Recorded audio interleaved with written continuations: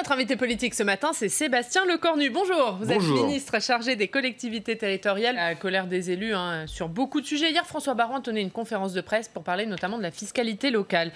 Il a dit que la suppression de la taxe d'habitation était une très mauvaise réforme et il a eu cette phrase « C'est facile de faire le bonheur des uns avec l'argent des autres ». Que lui répondez-vous?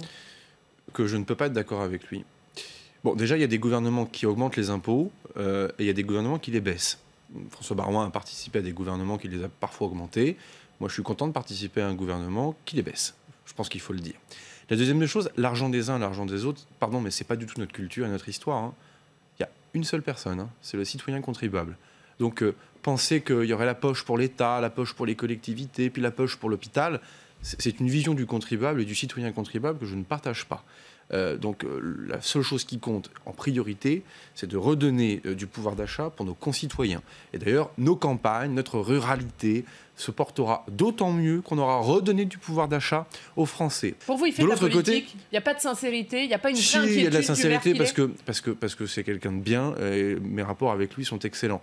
Mais enfin, chaque année, je constate quand même qu'on entend toujours plus ou moins le même refrain. Donc ça veut dire quand même qu'il y a une forme d'habitude qui se prend. Et surtout, moi, j'entends un décalage entre... C'est-à-dire qu'il n'a pas les réponses à ses inquiétudes aussi. Oui, mais après, j'ai quand même un décalage entre ce que me disent les présidents départementaux des maires de France. Dans chaque département, il y a des bureaux départementaux. Ce que je vois des rencontres sur le terrain avec les différents maires, j'entends parfois des choses différentes. Non, là où il y a une alerte de François Baroin, auquel nous avons déjà répondu, mais l'occasion est là aussi de donner, d'y répondre plus clairement, c'est bien sûr de garantir, dans le cadre de cette belle réforme qui redonne du pouvoir d'achat aux Français, 80% des Français pour commencer, puis l'intégralité des Français qui paient la taxe d'habitation ensuite, c'est bien sûr de garantir un niveau de ressources équivalent à l'euro près. Il y a 2 ans, les mêmes associations, ou même, j'ai tort de le dire, les mêmes personnalités au sein des mêmes associations, ce qui n'est pas tout à fait la même chose, nous disaient « mais ce dégrèvement à l'euro près est un mensonge. Vous verrez, l'État ne dégrèvera pas à l'euro près. » 2 ans plus tard, je fais toujours la même démonstration quand je fais un congrès des maires.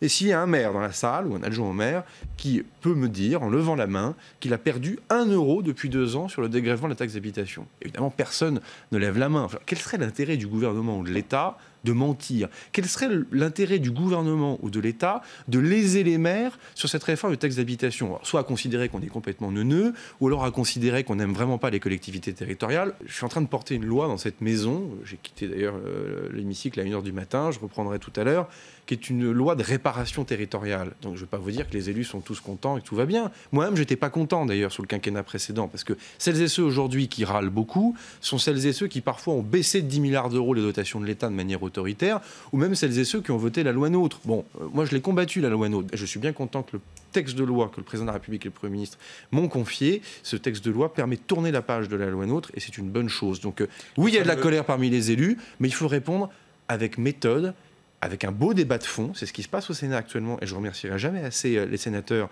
de permettre ce débat de bonne qualité. Est-ce que les enrichissements proposés par le Sénat vous conviennent? Bon, si on se dit la vérité, le texte va sortir du Sénat de manière enrichie, de manière très intéressante sur un certain nombre de sujets. Je pense par exemple sur la police des maires. Voilà, je pense qu'il y a des relèvements de seuil sur un certain nombre d'amendes administratives ou des situations dans lesquelles je ne m'étais pas forcément projeté, sur lesquelles les sénateurs ont souhaité aller plus avant. Je trouve ça intéressant. Il reste encore 340 amendements, donc moi j'ai besoin véritablement d'avoir cette vue d'ensemble. Je veux une CMP conclusive dans les meilleurs délais, donc j'essaierai de tendre à cette convergence. Après, oui, il y a parfois des choses qui m'ont étonné, je l'ai dit plusieurs fois au banc, quand vous modifiez les modes de scrutin, quand le Sénat, pas le gouvernement, le Sénat introduit le scrutin de liste pour désigner les vice-présidents dans les intercommunalités, c'est pas très grand public comme ça, enfin ça veut dire quoi? Ça veut dire qu'on va faire la part belle aux grosses communes.